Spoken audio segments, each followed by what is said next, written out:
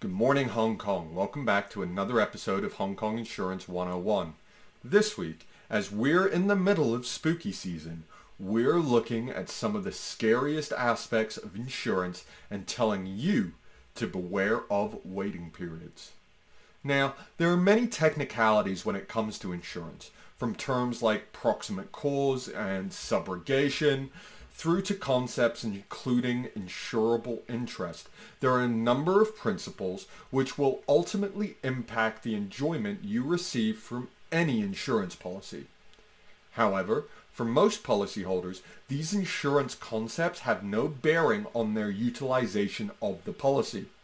Whether it is car insurance or professional insurance, the policyholder in most cases pays their premium and receives coverage from the insurer that they will have assistance and compensation against any protected loss they experience. For most average policyholders, the only fundamental consideration that will affect their ability to fully utilize a plan is going to be the existence of a waiting period. Waiting periods in insurance are the length of time you must have been enrolled on a policy before being able to claim for a specific benefit. That sounds simple enough, but in practice, a waiting period can be a major impediment to receiving coverage under an insurance plan. For example, the most commonly encountered waiting period in insurance in Hong Kong pertains to maternity coverage under a health insurance plan.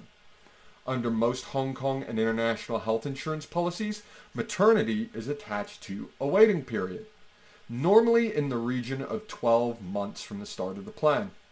Following the definition we previously gave for what a waiting period is, a policyholder wishing to obtain maternity coverage under their health insurance policy must be enrolled on their plan for a specific length of time.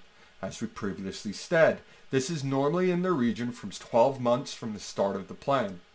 As such, a policyholder would have needed to have completed at least one policy renewal in order to receive coverage for the costs of their maternity care under a health insurance policy. There is an immediate cause for consideration when understanding that the minimum waiting period for maternity coverage is usually in the region of 12 months. As pregnancy lasts 9 months, a pregnant person is not normally able to take out a maternity insurance policy after becoming pregnant and have that pregnancy coverage under the insurance. If an insurance benefit is attached to a waiting period, then the only way to manage the waiting period is to literally wait. A waiting period must be completed in order to receive the coverage under the insurance benefit it is attached to. In the case of maternity, a policyholder must wait until they have completed the waiting period before being able to receive coverage for their costs of maternity care.